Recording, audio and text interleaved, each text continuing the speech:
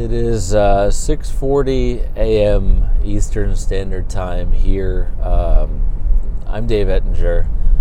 I've just left CBS Sports Radio, where I worked all night, and in spending 6 hours in a control room helping broadcast sports talk shows, I think this has been, without question, the toughest day in my professional career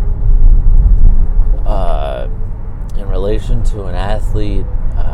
Obviously, talking about Kobe Bryant passing away at the age of 41 yesterday in a tragic helicopter accident.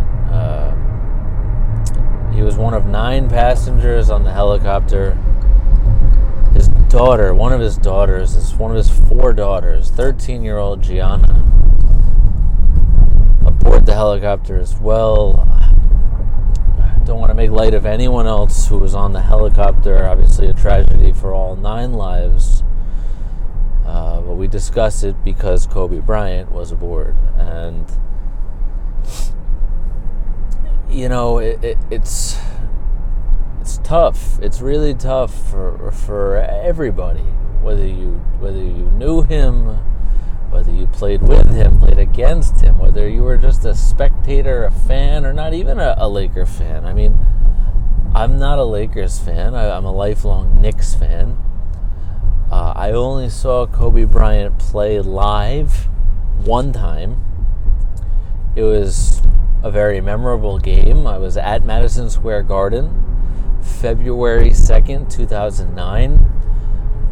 For those who know, Kobe Bryant dropped 61 points and beat the Knicks in a close game that night at the Garden. I was at the game with my dad, and I'll never forget that game. It's the first time I ever actively rooted in person against the team that I root for. And if anyone recalls, the Garden was chanting MVP for Kobe, who was the opposing player. And I was, at the time, very gladly one of those people to be chanting MVP against my own team, and I was okay with it. You know, on another level, Kobe Bryant, yes, keeping with the basketball, was in my estimation the 7th best basketball player to ever play the game professionally. I think an emulation of Michael Jordan was the closest in style of play, in the way he scored, and the way his body type was. You know, that long, lean, athletic type, but the killer instinct and that work ethic. I mean, in the gym all day, every day. You know, a lot of professional athletes have the competitive nature, but I think Kobe Bryant and Michael Jordan, these guys were just on another level with that killer instinct, that competitive nature. And I think that he emulated Michael Jordan at as close as we'll probably ever see. But on another level, I mean, we're now, since he's retired about 4 years, you've seen another side of Kobe Bryant that, you know, you don't always get to see. You know, you can watch an athlete, you could hear him talk, you could see someone in a post-game press conference and feel like you're getting to know them. But we really got to know the other side of Kobe Bryant in his post-playing career.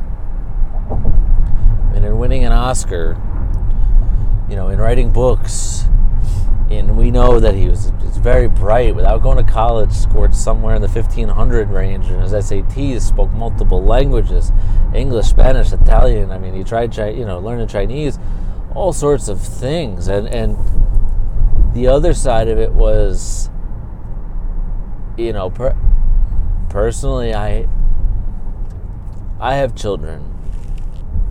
I have 4 children, just like Kobe Bryant.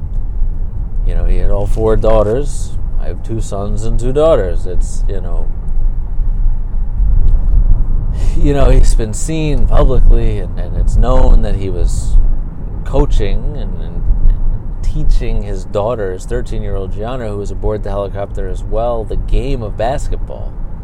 That was his passion. That was her passion. I try to instill all sorts of things in my kids and lessons and life lessons. And, again, this can be an athlete, a musician, an artist, a celebrity, an actor, whatever. Someone I've never personally met or known on a personal level before, but I felt this sort of connection that you're all probably feeling to Kobe Bryant right now, even without ever even meeting him, having a conversation with the man. And on some level it's confusing, but it also makes perfect sense. And just, he publicly was so into his kids and everything that they were doing and how proud he was of them, and he was a father first, husband first, and everything else, even basketball, came next. And that's me. I love working in sports. I love sports itself. I love a lot of things, but nothing ever, and I can't stress this enough, nothing ever will come before my wife and my children. Ever. It's family, and it's forever. And there's a lot of life lessons to take from this. And again, people pass away every day. It's not to minimize anyone else's death or tragedy. We all go through tragedy. But on a national, global level, it's hard to put in the words how many people this will and has already affected. So my condolences go out to the entire Bryant family, the other families that are affected from this tragedy. But just, it might be cliche, but it doesn't mean it's not true. Life is short. It can be very short, unexpectedly short. Go hug someone you love. Go tell someone maybe you haven't been talking to in a little while for silly reasons that you don't care about that stuff anymore. It doesn't really matter. Just go love more, teach more, learn more. Just be active in life, and beyond all else, rid yourself of the things and the people that don't support you and don't make you feel good every day. Do something you love. Spend time with the people that you love. And fill your time on this earth with some purpose. Leave this place better than the way you found it. Rest in peace, Kobe Bryant and his daughter, and all the other people and families that lost someone in this tragedy or any other tragedy. And do your best to enjoy today, tomorrow, and every day that we have. I'm Dave Ettinger. Take care.